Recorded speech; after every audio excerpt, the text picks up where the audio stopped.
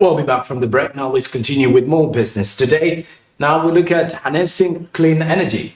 Growth in the renewable energy sector is intended to be fueled by the East African Center of Excellence for Renewable Energy and Energy Efficiency, project implementation and electrification initiatives. Uganda's East African counterparts, on the other hand, have renewable energy sectors that have better advantages. For instance, in Kenya, geothermal and hydropower account for more than 75% of the country's electrical production. The question is, will Uganda be able to achieve this? Rhoda Nahawe reports. The rollout of the 120 megawatts of solar power capacity by Total Energies in the Ugandan regions including Kapeka, Iganga, Tororo, Kumi, Bukedea and Palisa, the construction of Uganda's first green hydrogen power plant, HDF Energy, and the $150 million in loan financing provided by the International Finance Corporation to support energy projects, proving to be not sufficient for a developing nation like Uganda, which has not yet achieved net petroleum production. Projects streamlined in clean energy advancements such as solar energy, clean cooking stoves and biomass are employed frequently in developed and developing countries. According to the environmentalists, government programs should assist private inventions because they are capital and technologically expensive. In fact, it is the individuals who come out to in the markets. They are trying, in fact, to look at how they can survive, be innovative, by not from, let's say, in an organized way from up. In line with this, a month ago, Total Energies announced that it will add 120 megawatts of solar energy on the national grid. But do we anticipate that more companies will be deliberate about reducing carbon emissions? Be convinced that this project has a very low footprint. Another obstacle preventing the advancement of such initiatives is the requirement that they need to be certified through a procedure that involves a nation's designated nation authority. This process is part of a very rigorous legislative framework that limits the development of such initiatives. Ronana Habwe, SMART24 TV, Business Today. All right, now let's head to our coffee court discussions this evening. The Ugandan Development Corporation is a department of the Ugandan government responsible for fostering and facilitating the nation's industrial and economic development. Now, it has some success, including the regional industrial growth, and we want to realize more of this in our coffee court tonight. Roland Nahawe has more of the details in here with the hard questions.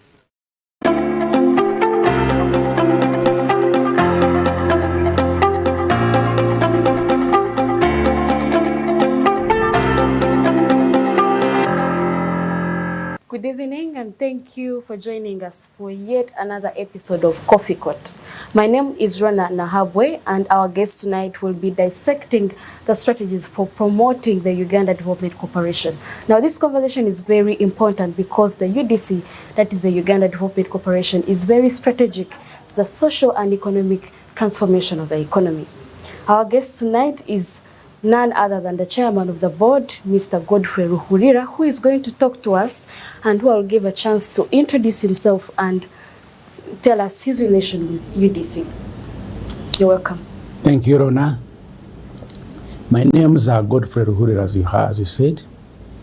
I am a partner at the Associated Financial Services Limited. Associated Financial Services Limited is a financial services consulting firm here in Uganda, offering services to both private and public sector. I'm also an engineer by initial training with a Bachelor of Science and a Master's Science degree, and I've had extensive training in project finance. My relationship with the UDC, of what we are doing now, I have been in project finance for nearly 40 years, starting off in engineering and later working with East African Development Bank for a period of over 20 years. East African Development Bank is a financial institution which operates in East African countries, now numbering about 6. At that time there were 3, where we were able, whose main products are development finance of medium and long-term finance. So my coming to UDC brings in my experience of the 20 years I got at TADB and the extra 20 years I've got in the private sector, numbering to about 40 in project finance, spanning from selection, appraisal, monitoring, financing, completion of the project cycle. Now I would like to start from a lighter note. What is the role of the board to UDC? Well, a board of directors is an oversight body.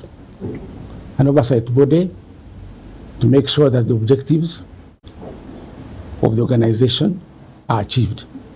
We therefore have the oversight role to the management. We have also an oversight role to make sure that objectives and strategies are achieved. And we use fair judgment in doing all that. What has your first year been like as a chairman board?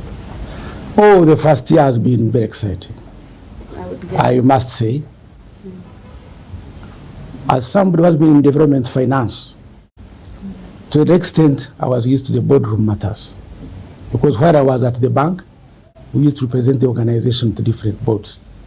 So coming to UDC was no something new. As a board, part of the board and the chairperson, we've been able to achieve quite a bit. On coming on to the board, as new boards of members, was to understand the operations of UDC. We had a series of inception meetings, and we also introduced the policies and guidelines of the documents that govern the operation of UDC. Having gone through those documents as a board, because of the changing times of the doing business now, we had to revise those documents to bring them in tandem with the practices in modern times at current. So have you registered any milestones ever since your inauguration? Yes, plenty. Plenty? I would like to know some of them. Thank you. Plenty. After what we call inauguration of understanding the operation of UDC, one of our tasks was to visit specific companies to understand what they do, to appreciate their businesses. We have also organized some training of the key staff in terms of business. And as expected, we have also been able to make decisions for investments of certain projects. These have been new investments. Some of them have been restructured because of the conditions that we are going through, especially imposed by COVID and the changed global economic conditions. So we are happy we have achieved in this year in terms of adding on the new businesses, restructuring, and also making sure guiding the management in the areas of operations to improve the business of UDC. You mentioned that you've been able to make strategic decisions, and I remember 5 years ago you embarked on a strategic plan to improve the agro-processing and manufacturing. Yes. So I'd like to know what are some of those investments you've made, you as the chairman, but what are some of those key investments you've made? The board finances into strategic investments as per mandate of UDC. We have invested in sectors of agriculture and agro-processing. We have invested in sectors of tourism and hotels. We have invested in sectors of industrial development and value addition. We are looking at areas to do with infrastructure services. So it's a series of sectors in line with the strategic plan of UDC and the development plan of the country, as well as the national development plan, as well as the private sector development programs, so that we are able to contribute to the objectives of the state at large. You mentioned all that, and I would assume, since it's a couple of things, there must be some challenges. Well, challenges, yes. Yeah. Challenge is part of life because times are changing. The challenges we have, I think, as a board, as UDC, are mainly external. You will remember COVID impact. COVID impact affected businesses of all the sectors. And these are our clients. So it has affected their operations. And when their operations are affected, it also affects their performance. There has been decline of global economy in the recent times. And these also affect the businesses of our clients. Internally, I must say we are happy because we have got a lot of support from the government in terms of financing. Probably another area I can mention, which is characteristic of our business, is the corporate governance. We realize that some of the companies, they need improvement in corporate governance, and that has been part of our emphasis to make sure that they achieve their objectives. What are your future prospects in regards to the strategic plan to ensure that UDC fulfills its mandate? Plan of the UDC is for the period 2020-2030. Its formation basically hinges onto the medium term and long term of the different programs of the country. Okay. And one of such programs is the 2040 vision of turning Uganda from peasantry country into a modern state. And this can be partly done by industrial development, and also this is an area that UDC promotes. So as a feature of UDC, we see UDC evolving as a major investor in the strategic sectors of the country. You will remember the UDC of 1952 to 1998, where it had a lot of investments almost in every sector. We are looking at UDC as the main driver of the industrial sector and economic development in those strategic sectors. We look at UDC being able to partner with other major lenders to be able to do projects together other than relying on the financing from the government. We look at UDC to be a flagship institution for the government to be able to achieve its objectives. We look at UDC as the main channel, and through this, we have played our part of promoting development of this country. You mentioned that you see UDC partnering with the private sector, and now that hinges my thoughts to SMEs and low-income earners of the country. Do we have any solicited companies, organizations that you as UDC plan to partner with to transform this economy? Yes. UDC's strategic plan highlights the products and services we're now doing, which is mainly equity finance, shareholders loan, We are also now expanding the products with the changing times. We use finance, but we have also, in medium to long term, program to expand the services of UDC to include funds like youth funds.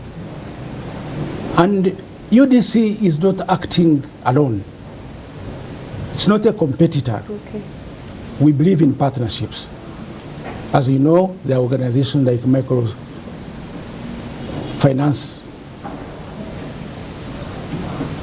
We believe with partnering with such organizations, we will be able to reach those areas in order to achieve or improve the state of the economy.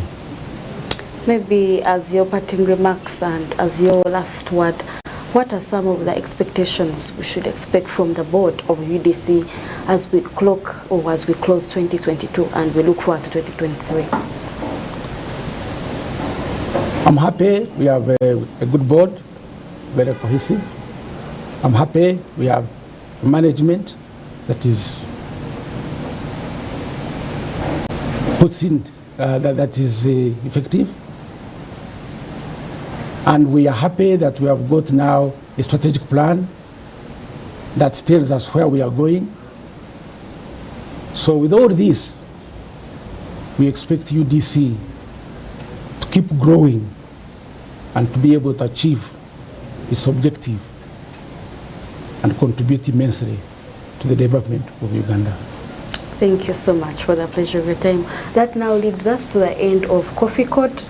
One key takeaway from his remarks is that the aim at using that strategic plan is, their aim is to hit that vision 2040, transforming Uganda from being a peasantry nation to a middle class, even beyond that. That leads us to the end of Coffee Court. As always, my name is Rona Nahabwe. Have a good night.